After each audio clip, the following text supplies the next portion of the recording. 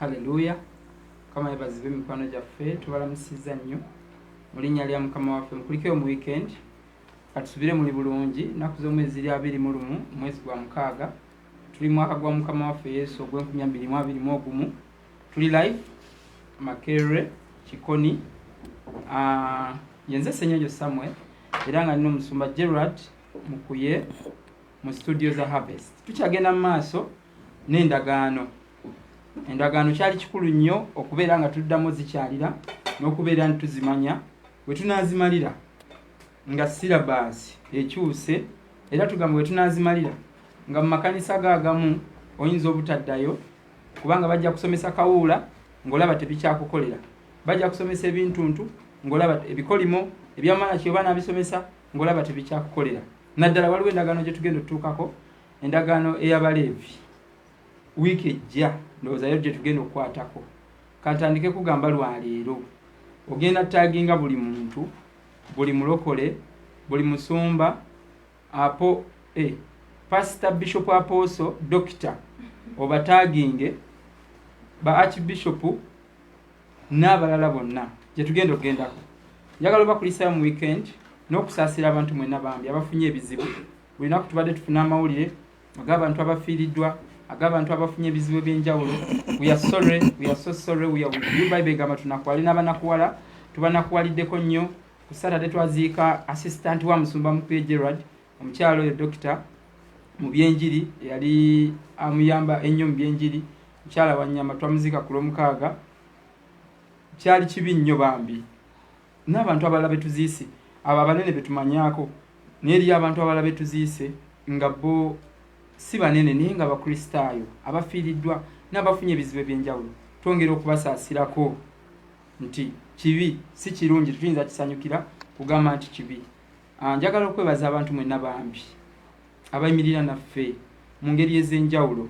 Uganda ngeri locked up, eri abantu abayimirira, eri abantu abawaguza, n'abeerawo n'alowooza n'agamba naye babeerawo batya. Bantu mwe muli babbeeyi nnyo, muli bagezi nnyo, babeerawo batya. Wiki namba ne bakwata endala, amasimu gabeerako data, amasimu eya Musumba agulirako, eyange ngulirako, eya Mirembe agulirako, n'abantu abalala betubeera nabo. We are many, we are kind of many here. Abantu abafayo ne bagamba how do they survive? Babeera nga bateekamu eby'omwoyo ate ka tubateekemu eby'omubiri, ate nga bya mwoyo si bya ebikuyamba. I mean not junk food, naye emmere ekuyamba ebaako wekutwala n'obaako by'omanya ebipya, nota ebitali bya bulijjo ebibaako ebikutwala n'ogamba really bakikola nange kanyimire nabo. We are so humbled, we are so blessed, we are much obliged to you. Abantu abayimirira naffe, abantu abasindika sente za data, abantu abasindika sente nti zizo ziyambeko, abagamba ofatore yange kanjiwe mmwe ebintu byemuyigiriza binyamba, abamu mugamba mbadde silent listen okumala omwaka mulamba natandika kubagobera okuva last year ku last chance. Nakati olwaleero mpulira nga njagala kubeera nti mbablessinga. Mwebale nnyo, muli bantu babbeeyi nnyo era mwetegekedde kubanga mu kwano gwaffe Musumba Mukuye talina nnyo nkola eyo ey'okuteekawo ebintu ebigenda okusikiriza n'okusabiriza, si nkola ye nnyo. Naye abantu abawaayo n'emitima gyammwe mwebale nnyo, mwebalire ddala. Njagala okwebaza n'abantu abavuddeyo ku nsonga y'ettaka. Wiiki eno gye tumaliriza waliwo omuntu ow'ebbeeyi eyagambye nze ngenda obeera ekibereberye, ye n'akwata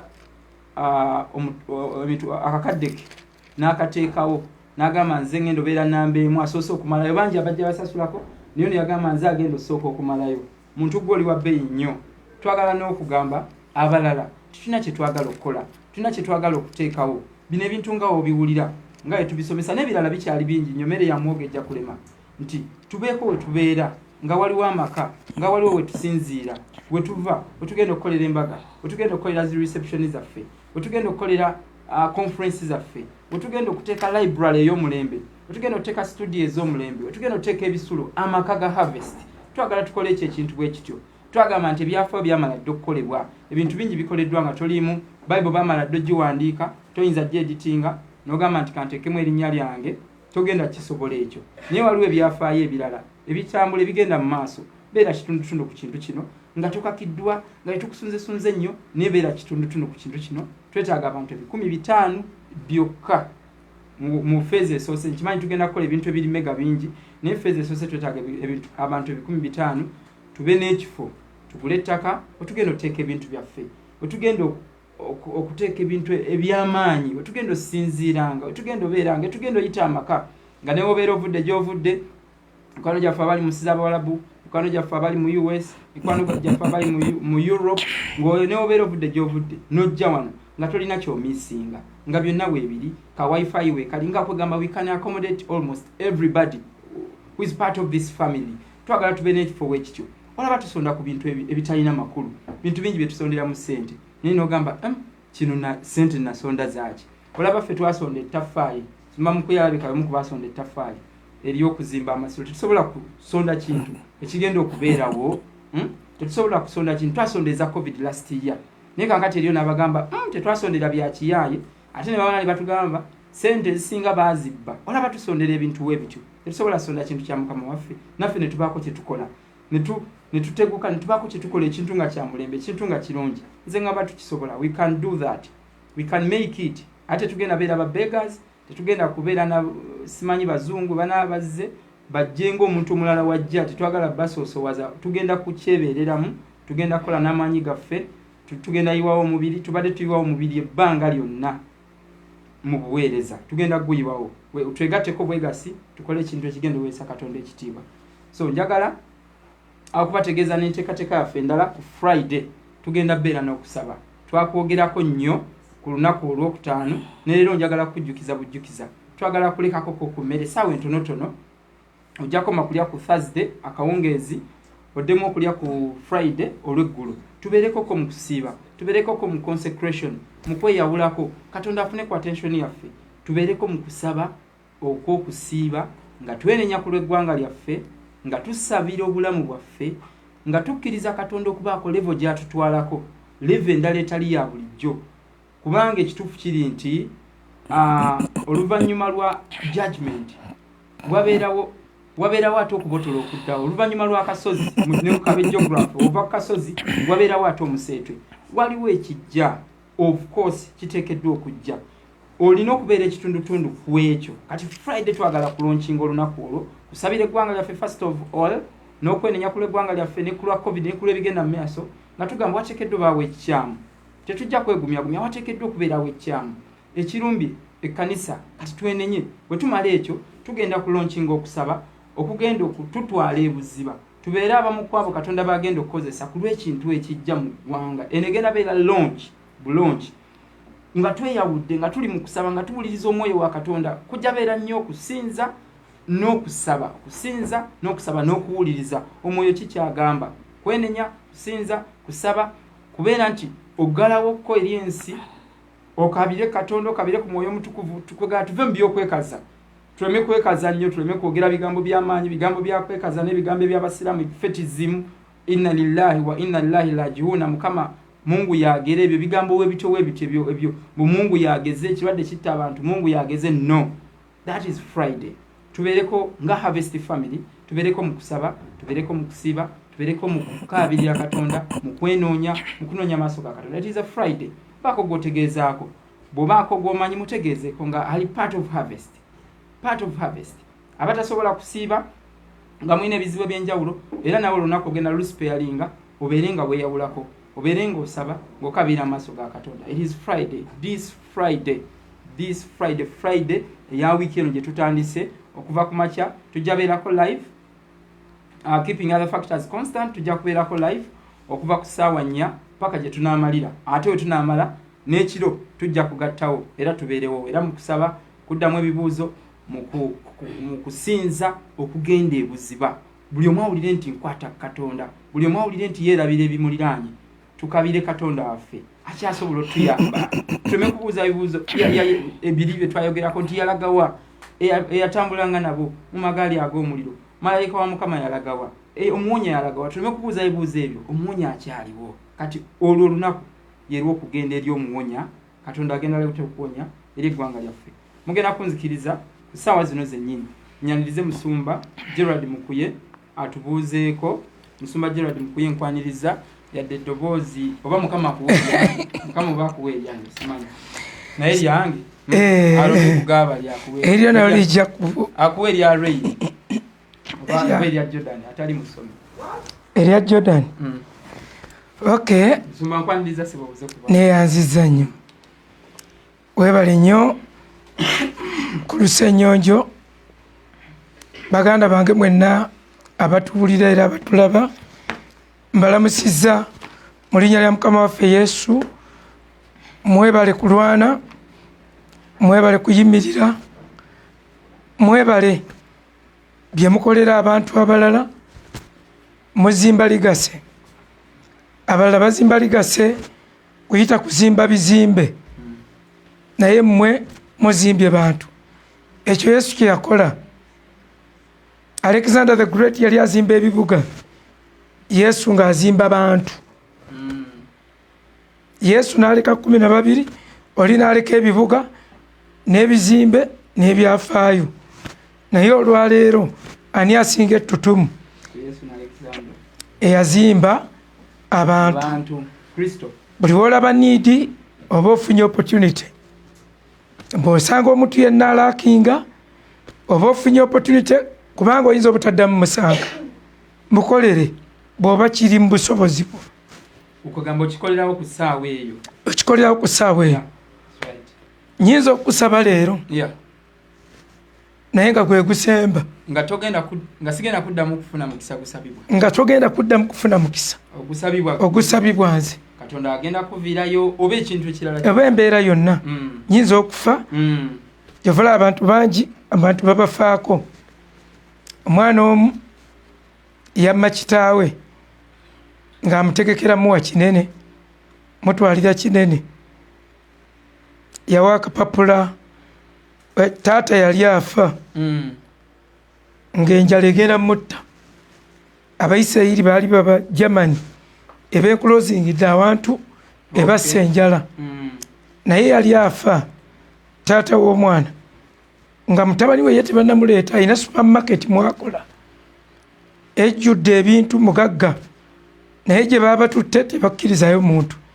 Kyavaawa taata n'awa omusirikale, sirikale yamusemberera waali n'amugamba oyagala ki, ng'amukwasizza ekisa. Alaba muzeeya ewaliwo amaaso agasaba agakwasa ekisa. Akati n'amugamba kale mbuulirayo ensonga, ko muzeeyi nyina omwana wange, naye abakyayogera n'amugamba wandiika, n'amuwa akapeeni n'awandiika nyina omwana wange akolera ku street bweti mu supermarket, mugamba andeetera ak'okulya onookasonseka mu bisawo byo n'enkajja omwo n'enkalya. Naye enjala etta bubi, n'agenda musirikale n'atwala akapapula n'akawa mutabani w'omuvu, ko mutabani nja kujja ku Friday, nja kujja lumu, nkirowoozaako nzija, tukimanyi baba twalute mu kampu naye ngenda kujja, nja kusaba nzije. Ko ye wandiitedde omugaati is going to die, ko ye tayinza kufa, ajja kuba mulamu mu linnya lya Yesu, ajja kuba akati ono n'akomawo nga bamuwandikidde akapapula. Muzeeyi n'asoma akapapula, manyi ne gamuggwamu. Friday egenda okutuuka ng'emba zeegase, nga takyasobola kwasama kulya. Muvubuka n'asaba olukusa olw'okuba yali akola mu kampani ennene, ne bamukkiriza kubanga supermarket yali ya munnamagye, ne bamukkiriza okujja okutuuka ku mulwadde. Bwe yamutuukako ng'emba zeegasse, bwe yamulabako n'amukola ati, ng'omwana aleese emigaati, aleese buli kintu kyonna, taata n'atema. Omwana yakaaba amaziga, Daddy forgive me, Daddy, n'amuteeka omugaati mu kamwa nga Daddy takyasobola gaaya. Gwali gujja muwonya luli naye leero nga tegukyasobola. So mutunuulirenga opportunities, muzikozesenga mangu ago. muzikozesenga. Omulala yali mu Philippines, omukazi yazaala abaana 23. Bantwalayo ekintu azaayo bambuuza oyagala kuzaala abaana bameka? By that time nalinawo ogwo omu neŋŋamba njagala kuzaala abaana 12. My God you're here. Nekibanga ekinene ennyo kyenjogedde. Kati ne bakutwala ofune lecture. Kati ne bagamba ne banjuliza omukazi oyo alina 23. Alina 23. Kati ne bantwalayo ku kaalaako ng'ali eyo ku lusozi. Akati omukazi ono yalina first born we n'atamuwa n'agaggawala first born Victor nga kakoddo teyamuwa.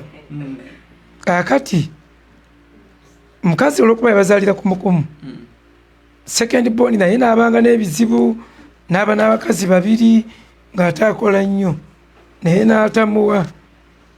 Third born n'afuna sente n'ayamba fourth bo ne bafuna sente baana abaddako. Kakati ne bawanga maama waabwe ebintu ne biba bingi nnyo. Kati bano ababiri olw'okuba tebaamuwa mu lubereberye bwe baaleetanga ng'abagamba bannammwe baleese mubizeeyo ne bakaaba amaziga. Bagendanga okuleeta emmotoka nga bana abato bagireese. Bagendanga okujja baleeta ekiteeso nga bana abato bakiteese zadda bakikola. Ne babulwa omukisa gwonna ogw'okuyamba maama waabwe. Buli lugoye lwe baleetanga ati bannammwe baleese keesi. Buli kintu kyonna omukazi nga talina kintu kye yeetaaga mu bulamu obw'ensi. Nga baana baprovidinga bana abalala. Nga kumpi waliwo abakozi 4 balabirira omukazi ogwo omu. Nga abakozi 2 baana bato be babasasula. Manyi omu asasula abantu 2, omu 2. Nga sente eri wali. Era nasulayo. Wow. Bansuuza ku bintu bipya byokka. Kitegeeza musumba mu kuzaala y'omu ku balolo modobo. Mukazi era oyo n'ansabira omukisa ogw'okuzaala n'agamba nti tabadde tasaako muntu ng'ayagala okuzaala ayina endowooza ng'eyiye. Naye ekinyuma nga omwana w'omu muduumizi w'amagye, omulala mukulu wa poliisi, omulala minisita, omulala commissioner mu education, omulala ayina universities 2 eziri private. Kati ayina universities 2 yasembayo obwavu. Bw'aba ayina university mwavu. Bagagga yabategeka bulungi. Kati ate bwe yazaala 23 taata yali yafa. Taata yamuleka 23 ng'ali lubuto. Ate yavaamu embuteezi kitegeeza yandizadde abaana nga 25. Kati ne mwegomba nnyo naye ne Divine bambi agezezzaako. Musumba yakusabira mukisa gwa kuzaala baana oba n'omukisa gw'abaana okubeera n'omukisa nga babe. Era nakyo kubeera bakodo. Nakyo kiyinza ate okutuukirira nga bakyali eri. Naye musabira first born ne second born. Naye nga sofa bafaanagana mu katono. First born ne second born. Abeeri mu Philippines. Anyway, you are still young. Don't mind.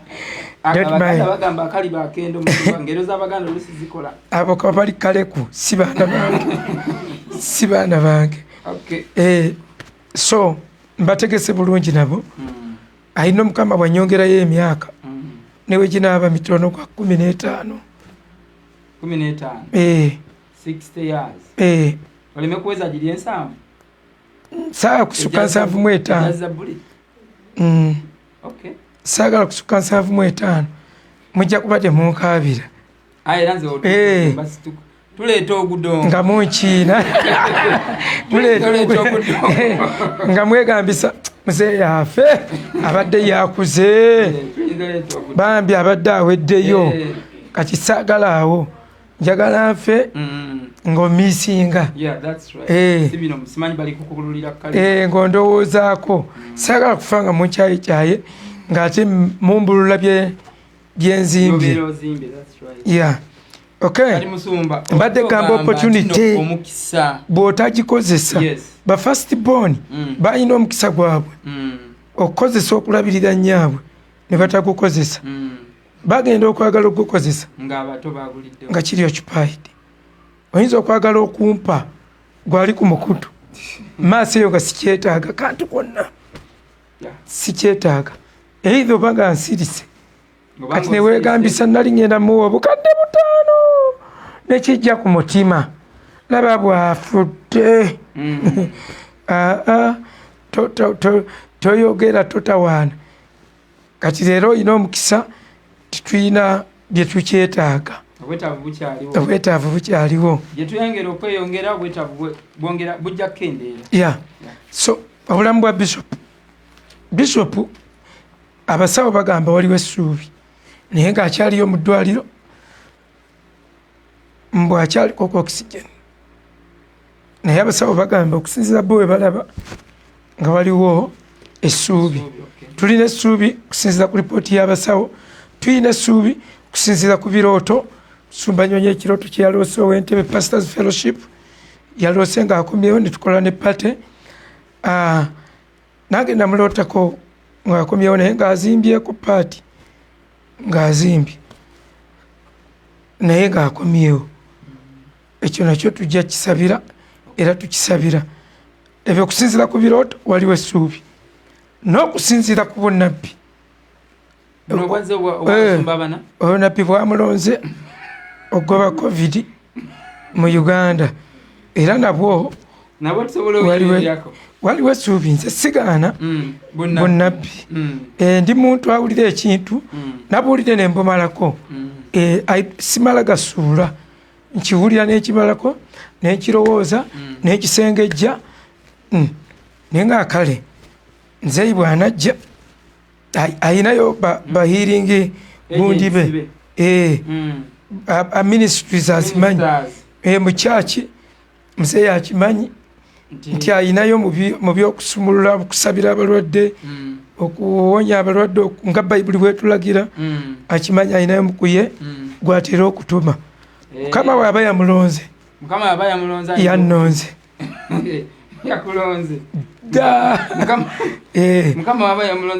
yannonze okugoba covid mu Uganda. Kubanga muzeeyi ebiseera ebisinga obungi abalwadde yabapitiranga oba n'abasindika agenda olabe mukuye mumpitire mukuye awo genda ono akusabire.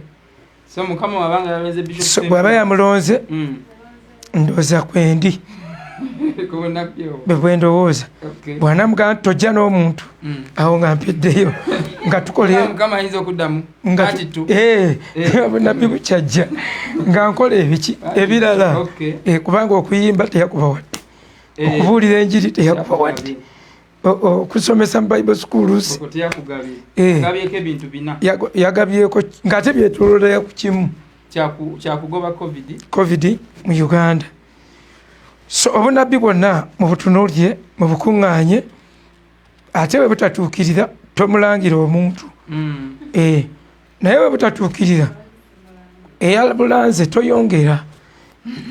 Abalokole bakalu mwalangirira ebyobufuzi ne bitatuukirira, baliwo yawe ebyobufuzi tebyatuukirira ate yayongedde era ku covid. Munnange onoolwadde aki ne tukkuba kyekizibu kye tulina tusooka kusirika naye guddako tujja kuleeta we shall put you in the mortar and bring the pestle and we crush you squarely, we shall pound you. Ekyo nakyo kuyitibwa okoko Katonda yakumpa kubanga ndi apologetic naye si papa mala kwetegereza. So obunabbi bwonna tubwaniriza twaniriza bwonna obutambula obuyita tebwabaddeko bbanga n'ekirala abantu abo bamanyiddwa bonna tubamanyi abalala bonna balamu era simu zaabwe zennyina nabo basindikidde nabo forwardinze nabo baforwardingidde baleme kwekwasa nsonga yonna covid bwayongera n'atutta mujja tugwako abooluganda okay basebo ne banyabo twogera ku healing and deliverance leero wadde empanvu tuyinza okugimaliriza oba enkya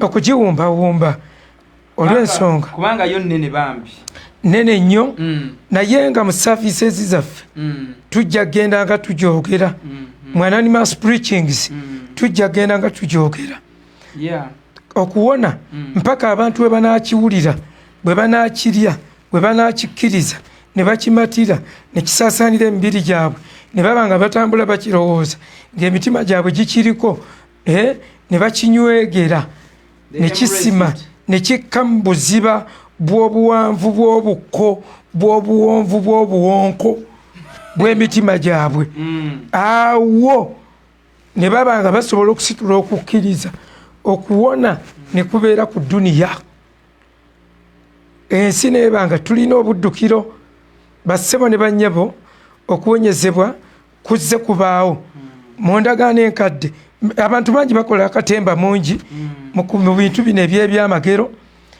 mu kuwonyezebwa mu kugoba emizimu nga biri awo ng'ebimu tebiri supported by the scripture era ne kituleetera bigaana naye bwe tujja tugoberera sitayiro ezaabanga ez'okuwonyezebwa mu bayibuli okuva mu ndagaano enkadde ne mu mpya tufuna sitayiro ey'okusabira abantu gye tutambuza mwe mujjukire mu abasiraamu bamanyi mu hadithi ya nabbi muhammadi buli eyajjanga ng'oli mulwadde awakuluma wakuwanda eddusu bwe liba linnyo lyerikuluma ng'osindika erinnyo ng'akuwanda eddusu ku linnyo tu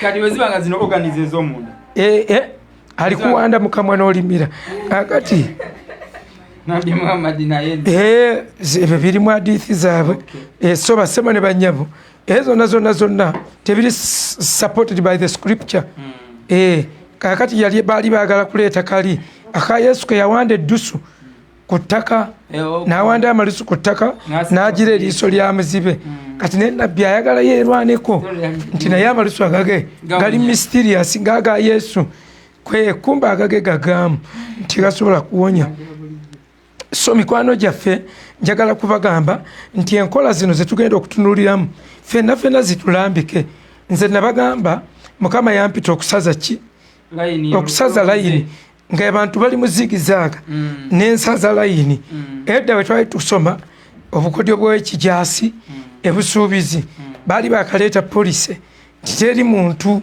ajja kufuluma mu professioni yonna nga tokoze kyaka mukyaka kati byatandikira ku ffe ne babitukola era Kano Mayombo 96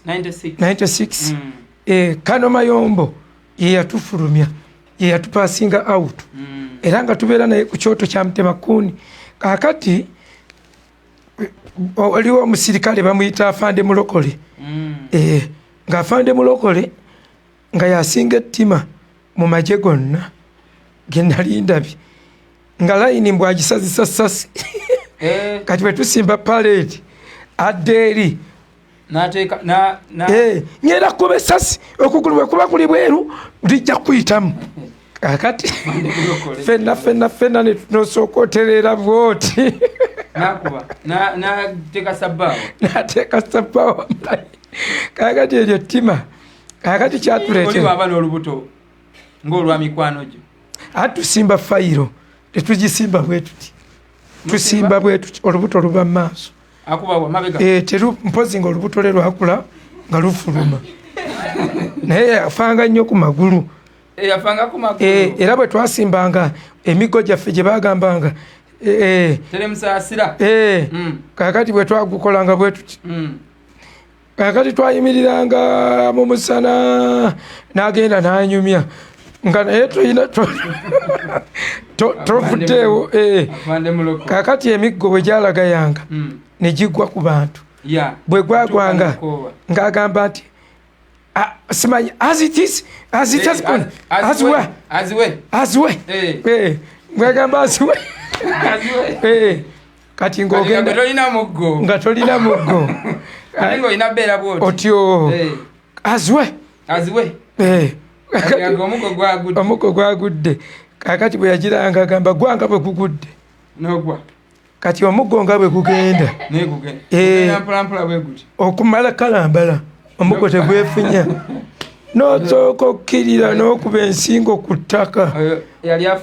Oyo yafande mulokole. Kale afande mulokole yali wa ttima. Kati nze ntwawo okusukuka wawuliranga miggo mukwano cwa mukwano gwange ali awo nakasero mugagga asibula tayiro biki. Kaakati bamusanga ayimba oluyimba wazalendo pamoja ni ushinde wetu ni wala. Abasirikale bakuba bamuyita gwayambadde bakuba ne yali amubakinga ne babavulunga mbu afande mulokole n'agamba gwamanya oluyimba kyerutegeeza omanya oluyimba omanya oluyimba kyerutegeeza mbu omwana nzijukizza bafande anzijukizza abantu abaafa nzijukizza abasirikale abayiika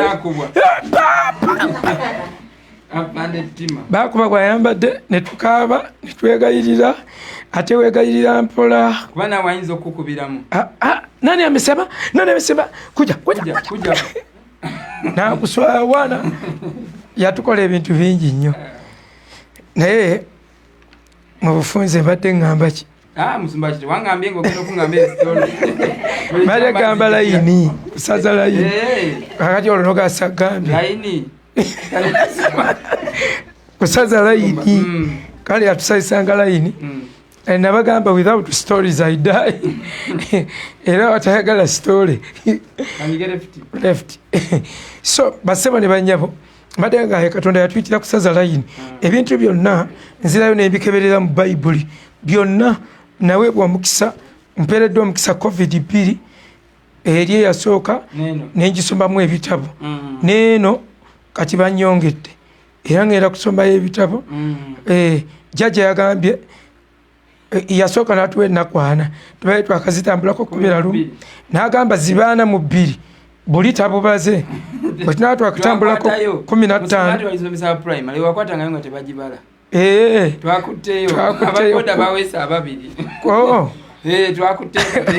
11 teyalubaze n'agamba 4 mu 2 5 mu 3 tunaba twakatambulako ajja kujja ayogere agatteko ne disitulikiti endala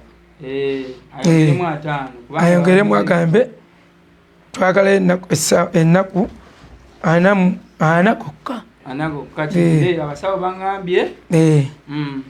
So ebintu bingi nnyo mikwano tuli mu kusaza layini. Okuwonyezebwa okutuufu tukulaba mu Bayibuli twogera Katonda ng'omuwonya. Okuwonyezebwa kwasooka mu Bayibuli kwali mu lubereberye essula ya 20 okwa Abrahamu n'Abimeleki ng'awonya Abimeleki si kwa Abrahamu yamuwonya mu ssula ya 20 era bwe bayisookera okuyita ekigambo prophet ne bamuyita nabbi Ibulayimu. Ekigambo nabbi awo ekyasookerwa okukozesebwa mu Genesis chapter 20 kiki ekyabaawo okusinziira ku bitabo ebyokusifu bagamba nti bamuwonya impotence. Abimeleki yatwala Saala mu nnyumba. Saala kali kakazi kalungi akati buli wakatuuka keegombesa. Kati Ibulayimu naye nakimanya nti mukazi we mulungi bagenda mwegomba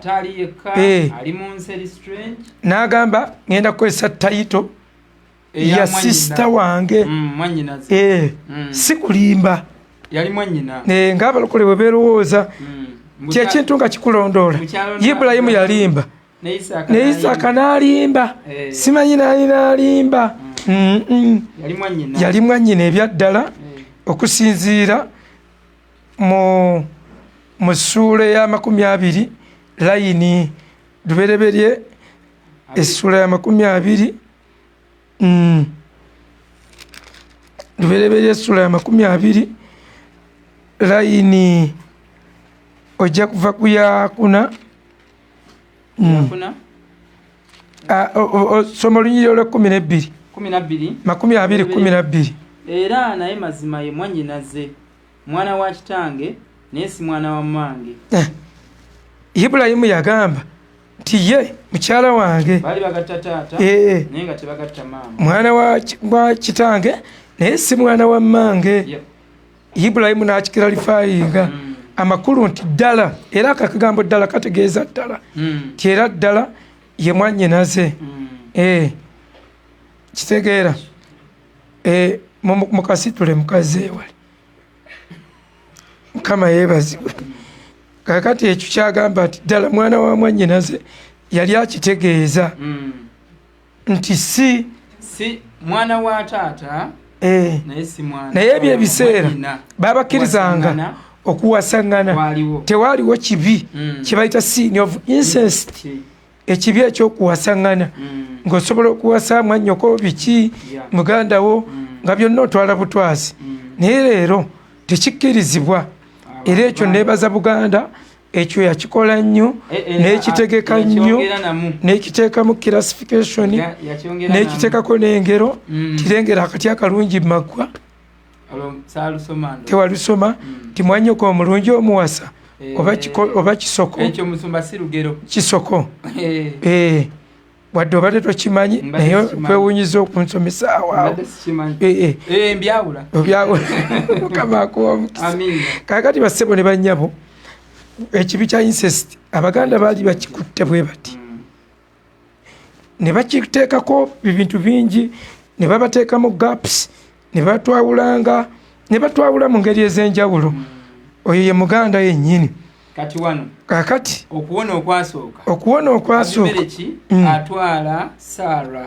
atwala Saara amufuule mukyala we, bonna ne babeera impotent, abaali mu lubiri awo n'abatakimanya n'abalaalo. Kwolwo tewali muntu yeegatta na mukazi we, maka gaafa. Katonda n'ayogera n'Abimereki nti zzaayo muka omusajja. Kati Ibulayimu bwe bayingiza mukazi we ye asigala bweru ng'asaba. Kati muyige okusabira bannammwe nga mwawukanye, bw'agenda okukola musabire, omusabira agasajja agaagadde okwesala mukazi wo ne gakola ki, ne entendiga ne gatomera bwe kiba.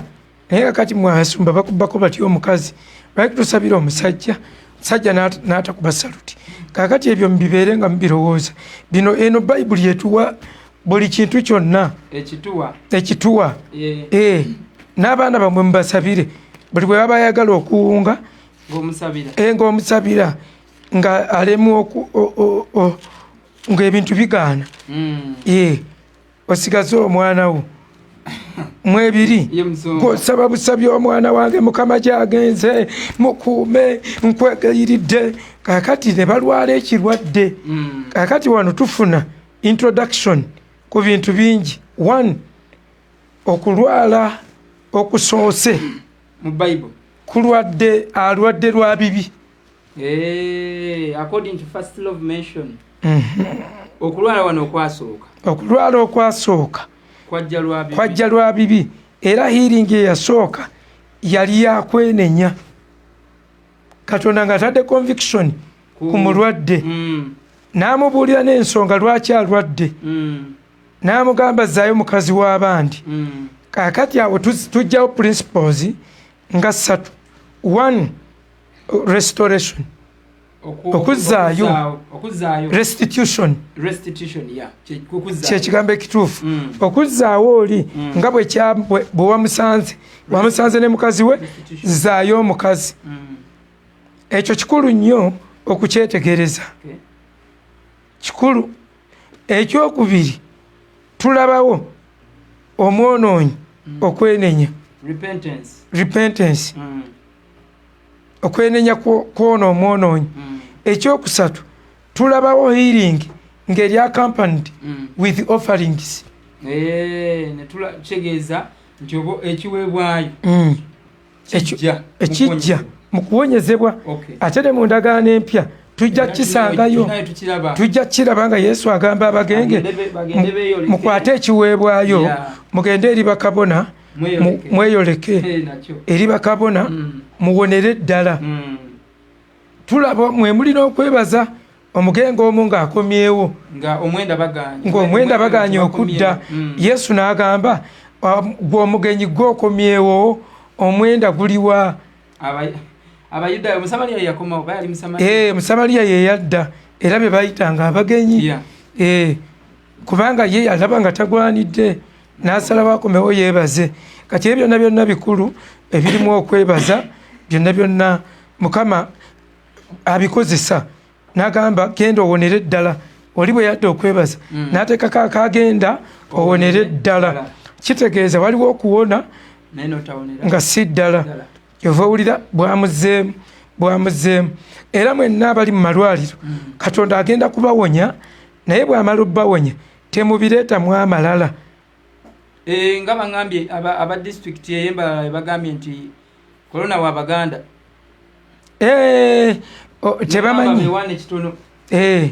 tebamanyi nakumanya ab'Embalala bagamba nti korona wa Buganda ekyo ne Uganda bwe yasooka Uganda yasooka kulowooza korona aluma bazungu era ne babiza mu katuuni ne basiba embwa masiki omu n'ayasimula bonna ne badduka ne beekwata bu vidiyo naye korona najjira ddala korona bw'ajjira ddala omutuufu ng'ate baali bakooye baali babivuddeko era kyemuva mulaba oluusi nze mbagamba nti ekitukubizza ennyo ng'abalokole twalira kisinga ku bintu ebyo SOPs nga tetukyabirinako kati korona yajja aliya nga tetunnaba kubitegeera nga ne gavumenti tennaba nnyo kufaayo nnyo ng'ekendezeza kale emphasis n'obulango bwonna buvudde ku maleediyo nga tumanyi kigenze kyakendeera kyaggwawo kumbe kizze nze ŋŋamba tekyaliwo nga tumanyi nti mu bazungu kikendedde nga tumanyi abazungu batandise okugulawo ebisaawo batandise okugulawo byonna abaana bazze kikendedde kiweddeyo ne tuzza abaana mu masomero kumbe kijjidde ddala tuba tukyakuba olwali ne kijja bwe kyazze kaakati ffe tukuŋŋaanya maaso ezo okusinga kaakati abalokole twandibanga ekitukubya 1 nga twagayalira SOPs 2 eyinza okuba judgment temwagala kiwuliza naye kyangu nnyo okuba judgment nga Katonda atuleseeko judgment olw'obubbi okulimba obwenzi obukuttakati empalana okweyuzaayuzaamu emiwaatu egyo gyonna Katonda n'agitunuulira obunnanfuusi okulya enguzi nga temwogera ku kibi kyonna compromisinga ababi bemuwa obukulu abafujjo asinga obwenzi yasinga zitayito abeekuumye bemunafuya zidivorce ne zibanga zidivorce and remarriage kati kisobola okuba nga ye judgment etuliko kuba nazo tujja ziraba mu maaso nga Katonda aleese kawumpuli olw'ensonga ze olw'ensonga ze nnyingi so eyo nayo nsonga nkulu nnyo gye tujja okwongera okulowoozaako bassebo ne bannyabo so okuwonyezebwa okwo okwasooka kutulaze principle kumpi 3 nga mulimu ono yali mwonoonyi yalwala ekyamulwaza kibi nga kiriko ensonga ekyokubiri okuwona yamala kwenenya na restituting nazzaayo kibayambe mmwe buli ayenenya ng'oli mubbi nga bwenenya ate ebintu tobizizzaayo bw'oba wabba TV beera mugezi weetike TV ogitwala okyame waka obagambe TV yammwe yiino temumbuuza bingi ndokose nalokose ekyo kyabaawo nali ku Christian Life that is long time ago story eno bayinza okuba bagijjukira ne wabaawo omuntu eyatuwa obujulizi 97 omuntu n'atuwa obujulizi n'atugamba yali mutunzi wa kyalaani naye ne bamubaka ekyalaani aye bwe bamubaka ekyalaani agenda okuva emmanju ng'ekyalaani omubbi akibbi omubbi alina wakolera atungira ku kifugi kyewaka ekyalaani kyekirabirira abaana be kyekirabirira famire ye n'abantu abalala ate nga awa ekimu eky'ekkumi awa ebiweebwayo akola ki as required by the church. Kakati omukazi ono bamubaka ekyalaani n'adduka n'agenda eri musumba n'agamba musumba mpaayo mu kkanisa njagala ekyalaani kyange musumba mpa ekyalaani kyange ko musumba ate nze nzibye ekyalaani n'agamba naye tugenda kusaba anti byonna bye mutugamba byo bigenda kukola ddi mwatugamba protection ti ebintu byammwe tebikunkumuke simanye ebituli byeggulu kakati njagala ekyalaani kyange omukazi n'ataama ati omusumba munayingira mu kasenge okusaba omusumba n'asaba omusumba n'asaba kati omusumba bwe yasaba omukazi agenda okudda eka ye yaleka omusumba asaba n'addayo eka agenda okudda eka aba atuuka ewaka ng'omusajja ajja n'ekyalaani ng'akikomyawo ng'atuyanye essaati ye gyazinze n'akyetikka ng'ajja yanguwaki bw'omusajja n'agamba ekyalaani kyo kiikyo oli mulogo nnyo ngenza okutwala ekyalaani kyo amazima mbadde nkibbya naye kasita oli mulokola ensonyiwa n'amugamba okukikomezaawa n'agamba ngenza okutuuka eka mwe ngendo kitereka ng'ennyumba yange sigirabawo ng'ate ebimuli abirabawo kati akayumba ke waliwo ebimuli nga n'ennyumba ya neiba agiraba ng'ennyumba ye tagirabawo mbuga alabawo bimuli bana ebino mbu saagala muneesibeko nti bambwe muwulira bubi enjiri akati ng'alabawo ebimuli mbu n'abuuza neiba ewange weewa bamugamba maama tomanyi wuwo gwe tolaba njuuyo nga ye enjuuyo tagirabawo kyava atulaawo n'ekyalaani ati aba atuddeawo ku bimuli asirise ng'ebintu bimusobedde agenda okulengera mu kimuli ekimuli ekimu ekinene kyali kyaloozi gano aganene galiko akatwe munda bwe yatunulamu n'alengeramu ennyumba ye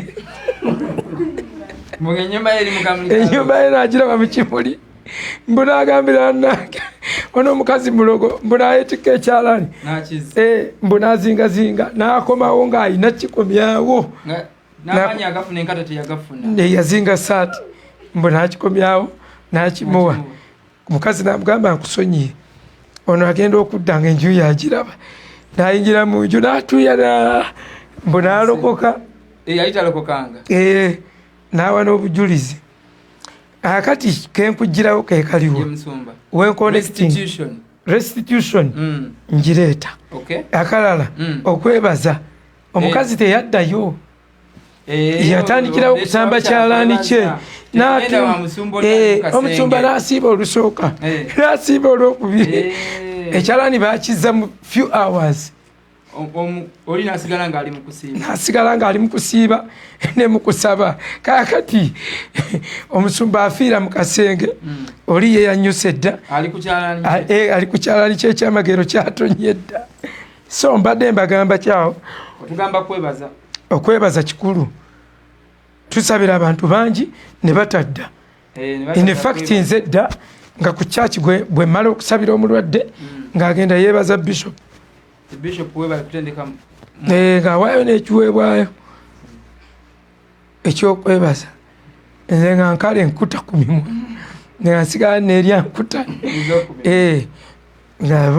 byonna nga bwe biri bwe bityo naye okwebaza kikulu nnyo thanksgiving mulimu okuwona abagenge bali tobeerabira abagenge abali mu Luka abagenge abo abali mu Luka tobeerabira.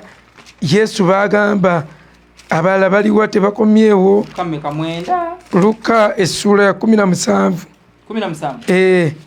Luka ina kuba 17 okuva wonna ennyiriri okuva ku 11 ojja kulaba abagenge 10 bonna bawonye.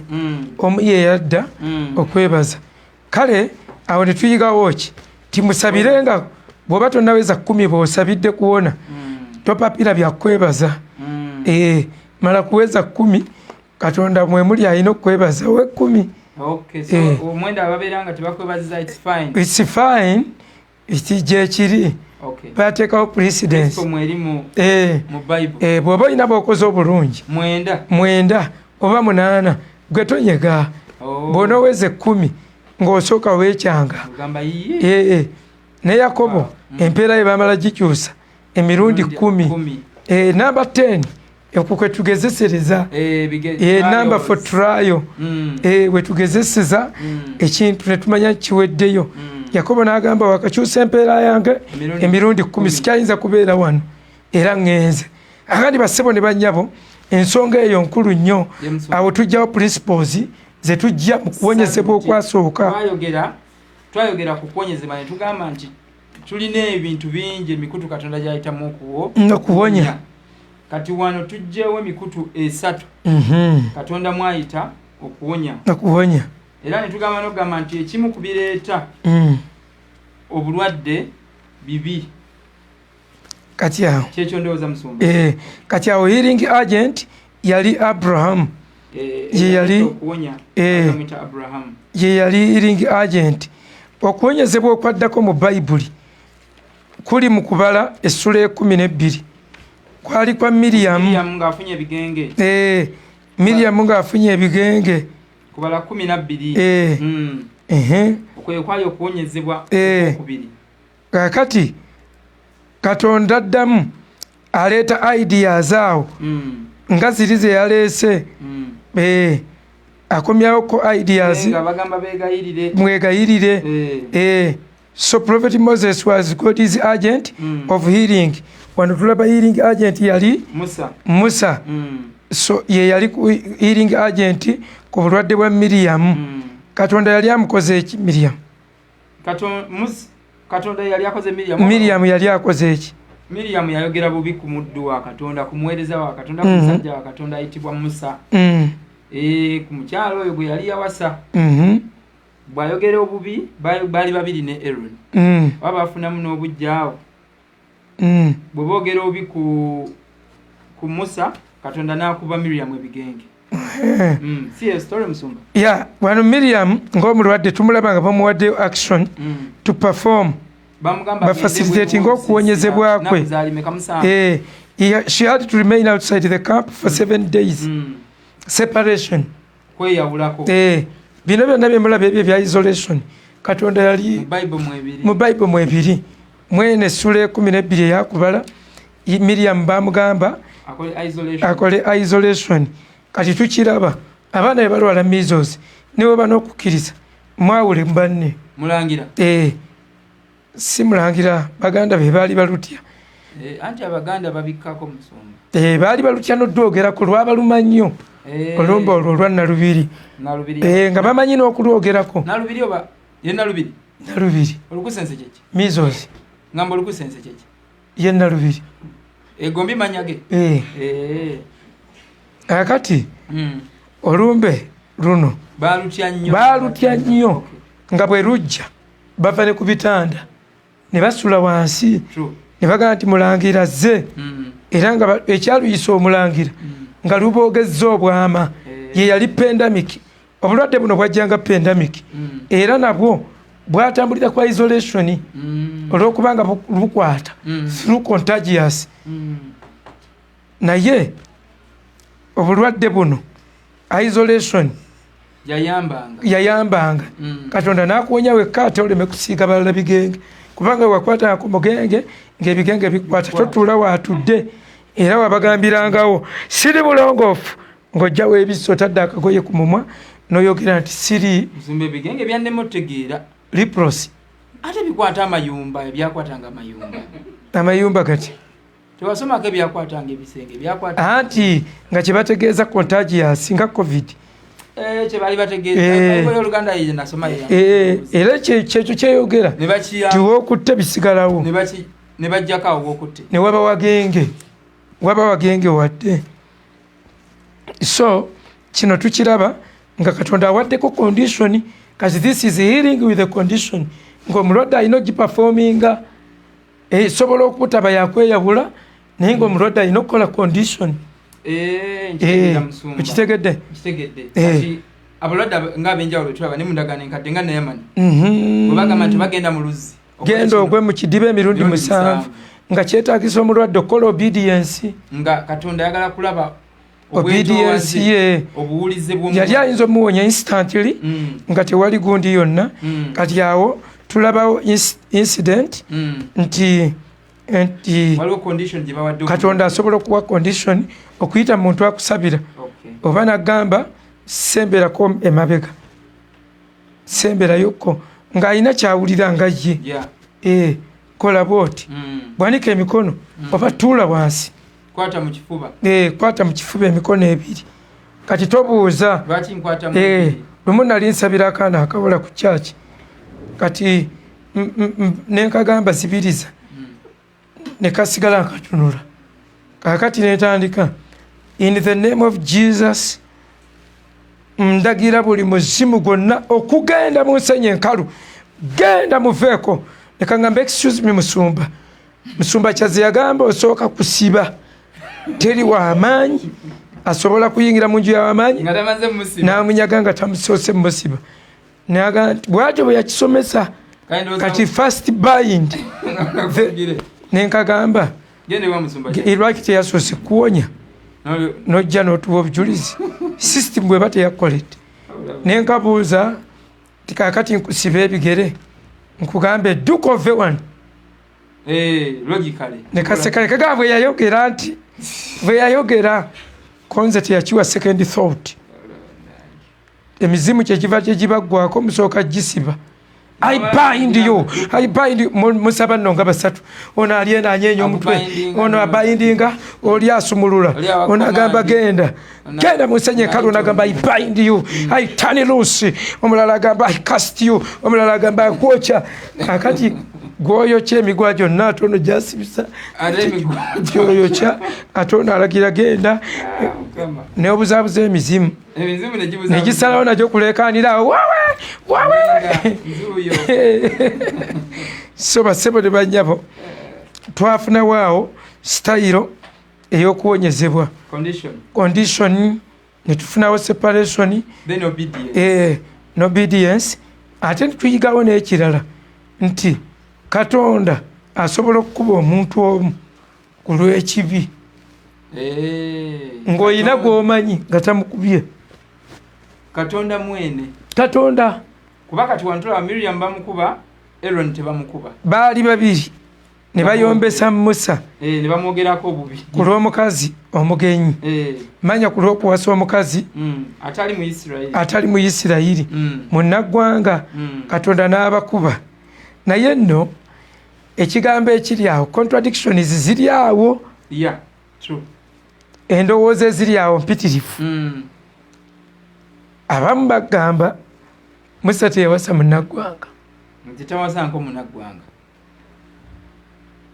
yawasa Zipora Omumidiyaani abalala bagamba nti gwe baali bakontendingira nti yali ye yennyini era Katonda mbu kyeyava asirika kati bano Zipora ava mu Midiyaani naye mwana wa Ibulayimu gwe yazaala mu Ketula taba munnaggwanga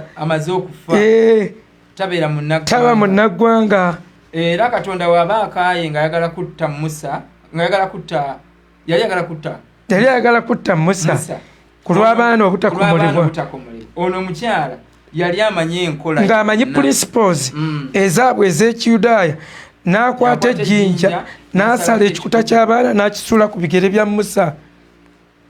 Kakati ekyo kyokka n'alongoosa amagenda gaabwe.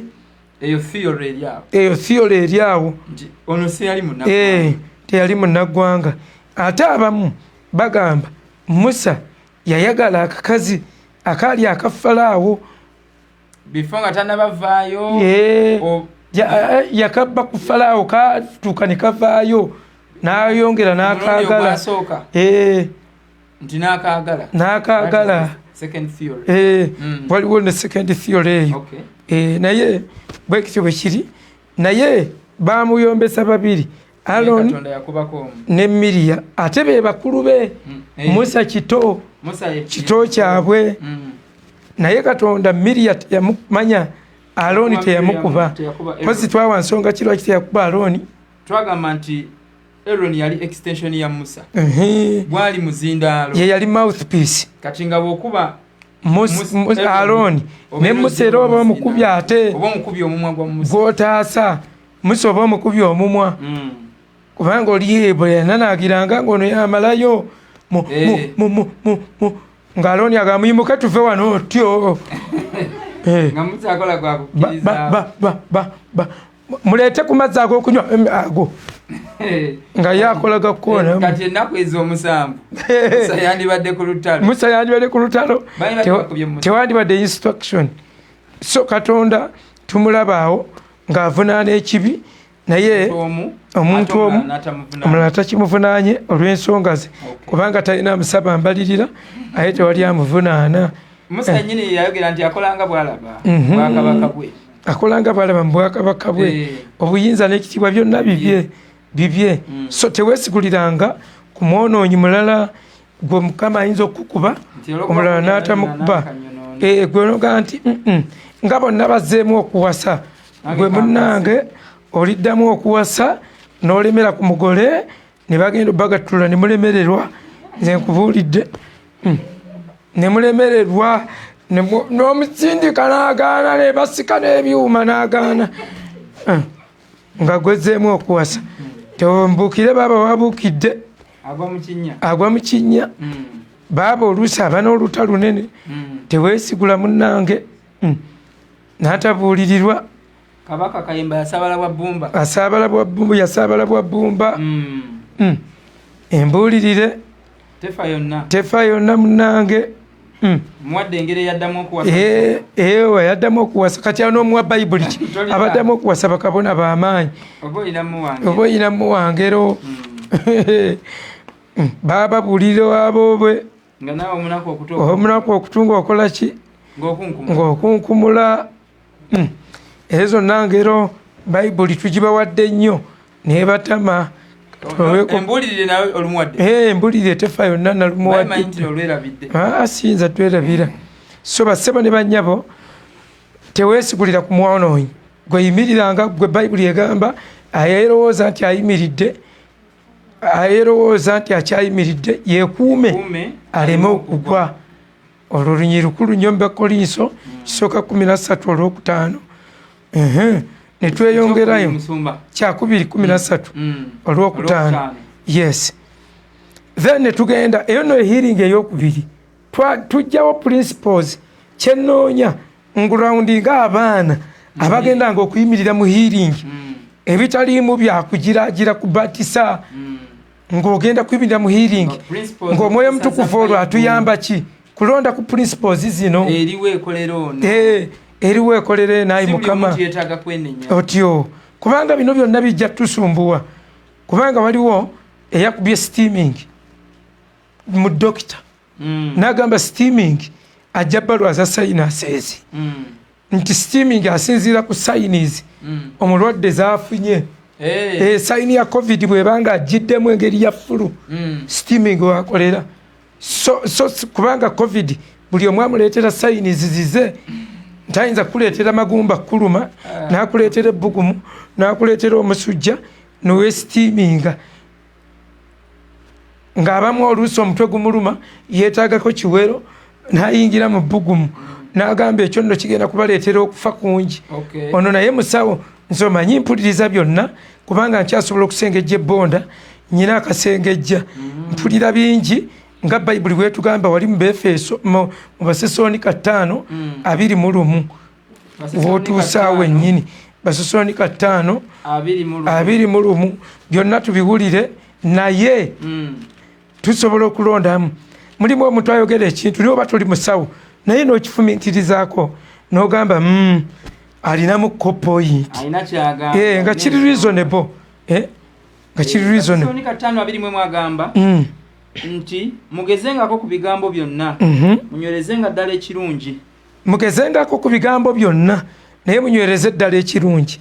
Kati mu bino byonna ebya covid byonna bw'omala obiwulira ate nyweza ekirungi. Waliwo ekiwonyo ono waliwo ate ggwe n'okikola nga ne kikutta. So bikulu nnyo badokitazi bano nabo beegatte beesootinge nabo bave mu pick and play. Oluusi bakubagana. Kati ku NBS dokita yagamba nti abo muzegendereze. N'agamba mwegendereze ebidagala byemufumba ne mubinywa. N'akuwa n'ensonga ze. Naawe ensonga ze nga ziri reasonable. Kati abali reasonable batakwata bintu bukusu. Ffe tubirowoozaako. Ekisooka nze sigamba seetaaga mulala yenna nze bimaze. Nze mpuliriza nnyo njiga nnyo njigira ne ku mwana omuto. Mba muyigirako ensonga ze zagamba. Ekyo nno ne kinyamba olw'okuba nakkiriza nti ndi musiru kimpadde amagezi. Kati abeefuula abagezi bayibuli beegamba nti tobeeranga n'amagezi mu maaso go ggwe. Kaakati nakirowoozezza nange. Dokita yagambye nti ebikola ebimu birimu asidi mungi. Agende yeegatte mubiri ofuna excessive acids. Bw'ofuna excessive acids bijja kuttula ulcers oba bigenda balwaza ulcers. Naye yagambye bw'ati nti naye ulcers olwala ulcer n'otalwala covid naye ate ng'osobola nakyo kikola okyewala. Ebibi bisiŋŋana okwayuya bwe kujja okaaba kukola kutya kusirika. Oli ne waaba akaabira kitaawe nyabo ondeseewo ondekedde oguyumba ogwenkanidde wano okwayuya bwe kujjira awo n'addamu wowe nekyayuyo tekimanyi kukaaba. Akati ulcers ziruma naye covid ate ye atabusi.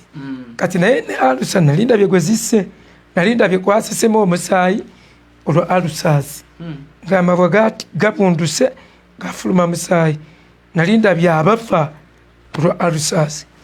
So tubadde wali nti no method eza healing zanjawulo oyo mutukuvu omulimu gwe kutulungamya kumubuuza mubuuze kino mubuuze kiri ng'ekyokulabirako okusembera ole communion. Nali kodi Kampala ne bandeetera omulwadde aveeyo semuto nga ebintu byonna byagaana nange ne musabirako nga yeevulunga bwevulunzi namusabira bannange koolo saakuŋŋaana koolo saagenda mu conference eyo twali tugitadde kodi Kampala naye mukumusabira ennyo ne mpulira mu nda yange okulungamizibwa okumusembeza. Kyannuŋŋamizza ne nkwata ekyokunywa n'ekisabira mu kumuwa n'agaana okunywa n'alwana nnyo ne bamunkwatira ne muyiwayo. Bwe namuyiwayo ne bigamba tugaza mukazi n'aterera n'ayimuka n'akaaba ne yeesimuula teyaddamu kukola kintu kyonna.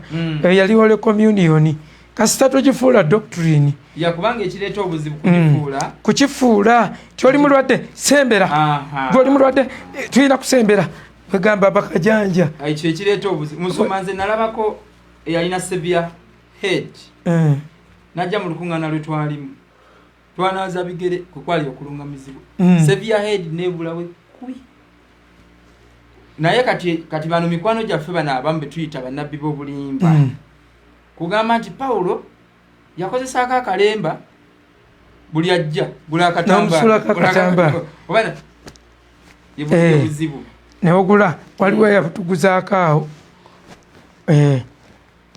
katambaala simanaye wagula ya gwe omutwe guno gwogula ati munaye mbale banyi mu kimirembe kyaki olaba oyita okunaaza ebigere nesikiwulira nesibitwala musumba mbale manyi wali okyali mu kimirembe ate emirembe kyaki nze gyenkoma okugenda nga nkula n'amagezi kubanga nayiga ogazimba nayiga empagi ezo gizimba nabagamba tukula mu areas 5 tukula mu mubiri physically mubiri n'ogulabirira n'olaba nga gutambula bulungi nga muyonjo nga wenna oli muyonjo bw'obukuba gwakula ne gumalayo ng'ate olya bulungi ng'okubiriza abantu bane batakusikira bibutto bingi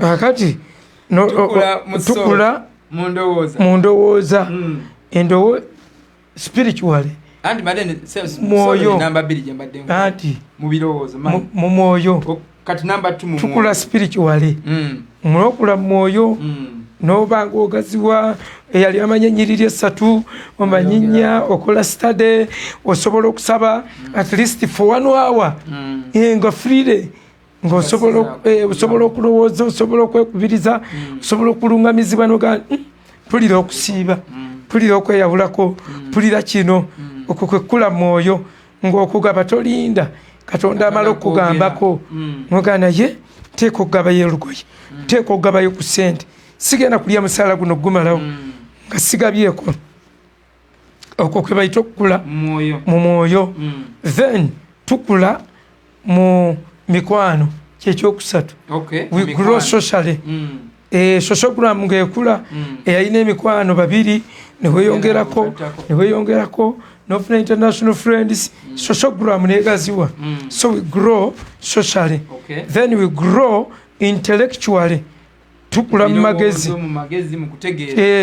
kati amagezi gano tugazimba tutya tusoma ebitabo ebyebika ebyenjawulo waliwo ebitabo ebyogera ku byensimbi bw'obisoma ofuna amagezi g'ensimbi waliwo ebitabo ebyogera ku buweereza oba discipleship oba biki bw'obisoma ofuna amagezi ag'ebyo waliwo ebyogera ku kufumba waliwo ebyogera ku kujjanjaba waliwo ebyogera ku how to live with people how to share with others how to win arguments nze kati ekyo nakigula mu library how to win every argument oyinza otya okuwangula buli mpaka zakuwakana olwokuba nali apologetic kati nga byonna byonna mbigula nembisoma n'okuyiga olulimi waliwo ebyennimi kuyiga olulimi Oluganda kuyiga Olungereza kuyiga ebirala kati wawonna wonna oba ozimba mpagi ey'amagezi wookoma okusoma wotandikira okuddirira omu yagamba wotandikira okusiriwala akati bassebo ne bannyabo njagala kubagamba nti eyo empagi tuzimba nzimbe kati nze nali musiru nzimba mazimba agange era nekuumira mu kumanya nekuumira mu kutegeera kyekinkuumira mu masomero mbeere nga mbeera updated mbeere global relevant neme kutuuka kiseera nga ndi relevant so awokutaano we grow economically tukula mu byenfuna olina okulaba nga olina ebitabo ebizimba empagi eyo ey'ebyenfuna n'osoma n'ofuna amagezi g'ebyenfuna n'okulaakulana mu byenfuna ng'olina kyotunda olina kyokola olina projects z'owandiika olina byolowooza ng'omuntu kwega tomala gakeesa just ng'obeerawo bubeezi naye omala gagwa ku buliri ng'era ogugugu ng'obeerawo era bubeezi nga tolowoozezza ku future tebwebakanga nga tolowoozezza ku future at least think about the near future of tomorrow ebyenkya tebukera bukezi kumakya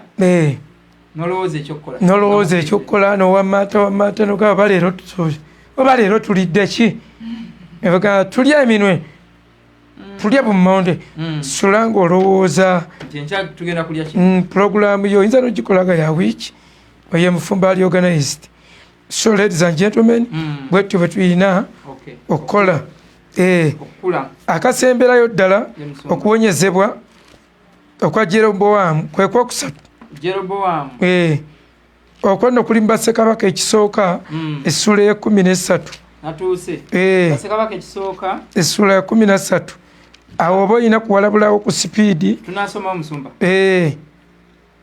eno ye third story mu Bible ffenna okuwonyezebwa twakukutte kwonna tukukutta okuva mu Bayibuli okwasooka mpaka kuwonyezebwa okunaasembayo tukebere okuwonyezebwa okuliwo leero okujjudde drama ng'oli abanga asamba omupiira mu kyaki gwe negweri n'owona olina akusitula nakuba ennume y'ekigwo n'owona omulala asindika busindisi n'ogweri ku mutayimbwa n'owona waliwo ababakuba empi ne ku kyaki gyali bempi pya vayo omuzimu ati musumba guyinza oba kugenda kakati gulaba ennyumba ogiri bubi kulanga bagenda gisala nga gukaaba tugenze ng'ekigamba tugenze guwonye ono omukongozi waagwo kubanga bannaye awo beera okuba muzimu luyi waliwo omukazi ali eya yeesittala nkola namuwa omwana omusabira omwana namukuba empi namuba wano ku nsingo vayo ne wazimba kakati omuwala bwe yavaayo omukazi ono n'agamba musumba oba tolina biseera binsabira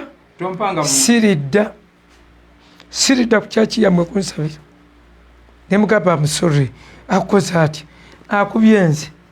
akubyenze empi omulala aweeyo ow'obulenzi namuwa omukadde omusabira namukuba empi mu kisambi wano nazuuka bw'ovanga ku mukazi ng'ate omukuba mu kisambi ate empi pya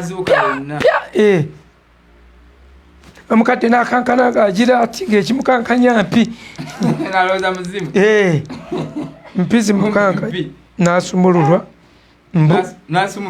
omukadde n'agamba mponye naye nga yeetaasa mpi mukadde teyadda ku kyaki teyadda kakati healing methods abamu ze mukozesa omwoyo mutukuvu tayinza gikozesa omwoyo mutukuvu tayinza lumu omutuma omu yagamba nti lumu omwoyo mutukuvu yamugamba mukuba oluyi nakuba mulwadde oluyi naagweri mbu yagenda okuyimukawo mbu ng'ateredde naye agannyabo akulungamyanga n'olunkuba omuzimu ekwola okwange gulirinnya bulinnya gugenda kujja buzzi nkusitule nange ngambe naawe weetaaga kuwonya nange nungamiziddwa ennume y'ekigwo naawe kugobeko omuzimu ogukuba enewe tekikkirizibwa abakubi bayibuli egamba tebagenda abakubi kwebali ojja kuddayo kisome ojja kuddayo kisome so obadde owalabula wali tumalirize Bassekabaka ekisooka 13 awo olaba ne wajja omusajja wa Katonda ng'ava mu Yuda olw'ekigambo kya Mukama n'ajja e Beseri. Awo Yeroboamu yali ng'ayimiridde wali ekyoto okwoteza obubaane.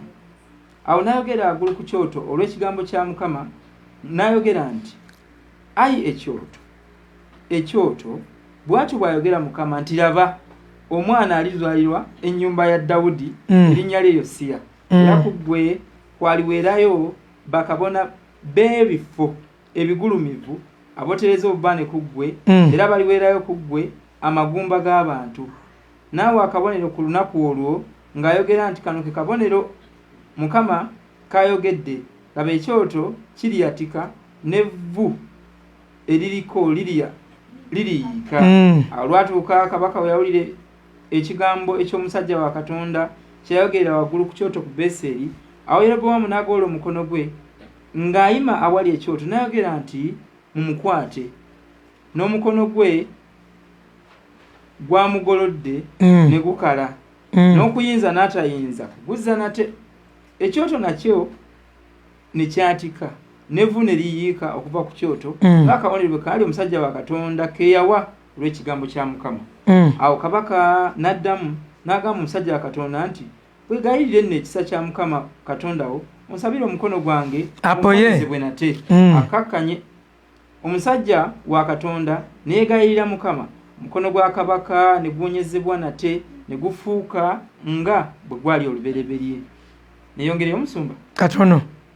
Kabaka n'agamba omusajja wa Katonda nti tuddeyo nange eka oweererwe nange n'akuwa empeera. Omusajja wa Katonda n'agamba kabaka nti newankubadde ng'onompa ekitundu eky'ennyumba yo siyingire wamu naawe. Kale mu bufunze kabaka Jeroboamu Katonda yamukakanyaza omukono, yagala agolole omukono gwe ku musajja ku nabbi, the nameless prophet. Nabbi ono yali talina linnya, nabbi teyalina linnya, nameless prophet. Ku baana b'abannabbi abo kakati Katonda n'amutuma, naye wano wetufunira introduction ku fasting. Yamugamba toliya akantu. Wetulabira introduction ku healing agent okubanga asiibye ng'awonya nga omuwonya ku luno yasiibye. Yalina okusiiba ebiseera ebisinga obungi kubanga oli bambi aba yagwamu healing agent, kubanga abamu obulwadde bwabwe tebubaganya. Abamu balina alusaazi n'omugamba yagenda mu dry. Abalala siriimu buli kaseera balina omumika. Omulala ali ku ddagala bw'alimira n'atalya bizibu. Kati ono healing agent gwe balagidde okusiiba ne bamugamba talina kulya. Kakati ono bwe yakakanyala omukono nga gulemeddeyo n'agamba nsaba onsabireko. Binyuma n'ebyo ebyo ebyamagero Katonda wa Isirayiri ye Katonda waffe akyabikola. Twagala tuddemu tubirabe. Oli agolola omukono okuzanyira ku kkanisa, omukono gugire guti atuyite mujje. Kale mujje mbuulire ku luseedi yammwe, naye munsabire empona omukono. Manyi nti mugule w'amakanisa gammwe kati gweyagala tukakanyaze mutegedde kati gwajja musabire oyo.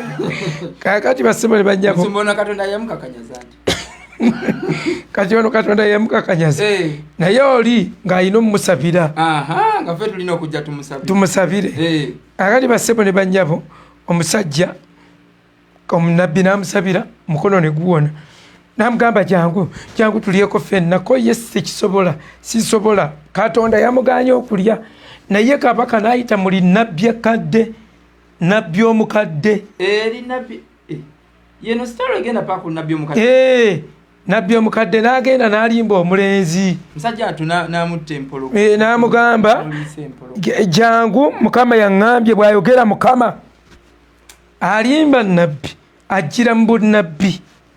Alimba nabbi ebiseera ebisinga asinga kutegeera bunnabbi. Era abantu abakyasinze okulimbibwa be bantu abalimu engeri y'obunnabbi. Balimbika nnyo ne kawuti zijjira nnyo mu bunnabbi. Nabbi omukadde, mark this, nabbi abakadde kyangu nnyo okuubisa bannabbi abato. Lwaki? Nga mubayita ba fathers. Taata yayogedde. Taata baffe, bataata b'eggwanga. Kati bw'obanga Mukama akuluŋŋamizza, nabbi omukadde asobola okukigaana. Kati ate ne kikkubya. Era musumba ne kuku waswa kw'omuntu omu. Waliwo abasumba abakuŋŋaana awo. Bannabbi abakadde mu kuwasa kw'ono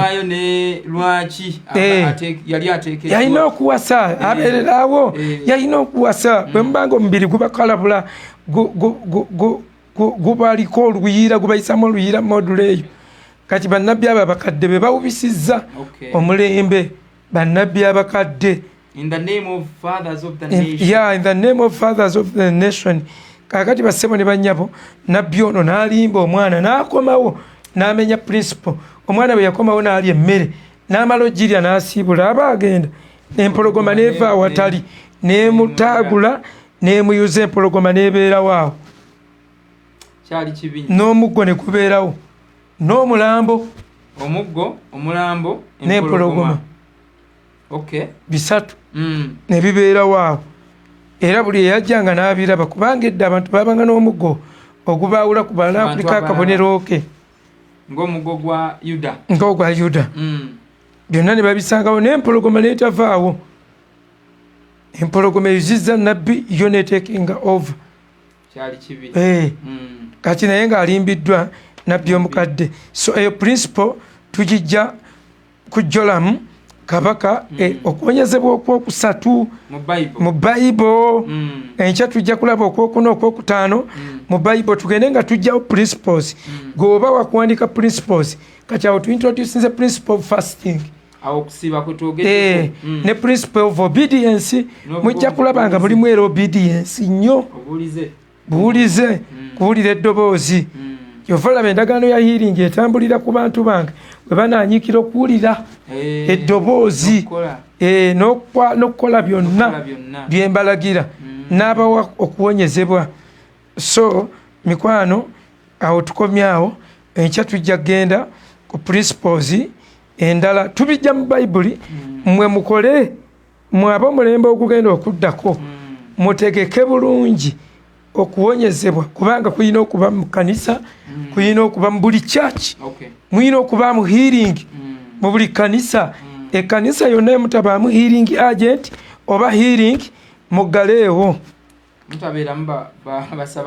basaba kuwonyezebwa kubanga abaana ba Katonda balina okuwonanga n'abanajjanga nga bakubiddwa ekanisa nebeera ekibuga ky'okuddukiramu so God bless you mikwano gyaffe nsumba leero yatuze ku bantu abalokoka gye bali eyo muntu yenna yenna ng'oyagala kulokoka ddamu ebigambo bino wamu nange gamba nti ayi Yesu olwaleero mpulidde ekigambo kyo nenzikiriza n'omutima gwange okuweebwa obutuukirivu era njatula n'akamwa kange nti ndokose sangula amannya gange mu kitabo ky'okufa ogawandiike mu kitabo ky'obulamu weebale Yesu ndokokedde ddala taata mu linnya lya Yesu nyweza abooluganda abo abalokose abali ku mawanga n'abali wano mu ggwanga lyaffe nkwegayidde abalwadde bawonye sumulula abantu bo tuwe healing methods omwoyo omutukuvu ezikolawo leero ezituyamba ku covid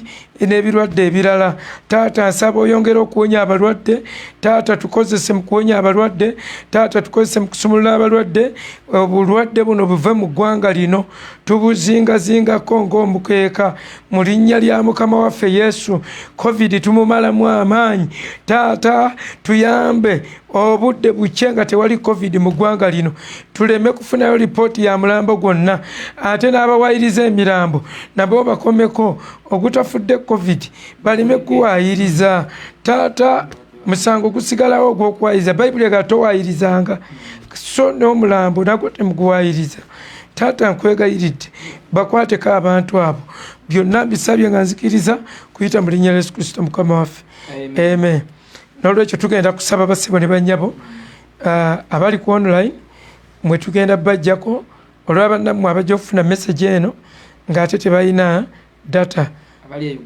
abali e Uganda nawe bweru mulimu abatayina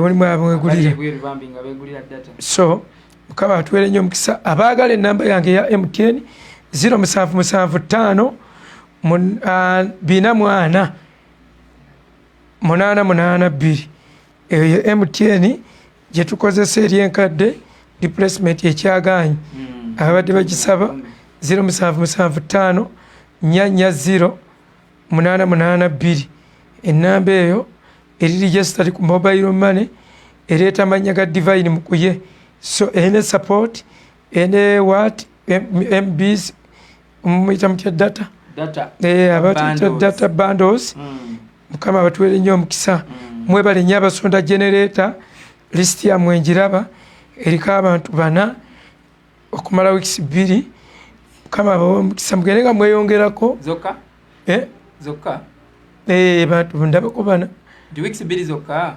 ngamba za dino we mbadde ngamba ndoza kulika yongerako ko mwegatte ku kati olwayo tubadde mu kutya amasannyalaze gabadde gagenze naye mukama n'atuyamba ne gadda so generator abagisonda mujyangu yeeko bannaye ebintu ebyo byammwe nze sigenda gikubisa disco wadde ogitwala bw'oba mu biki byonna bye muleeta bye tukozesa ne tudifayininga omulimu ne guba mulungi ne kibagaseeyo gye muli fe tuyiyeewo omubiri naawe yiwawo akasente kiba kijja kukolera nnyo nnyo. God bless you. Mukama abawe omukisa. Amen.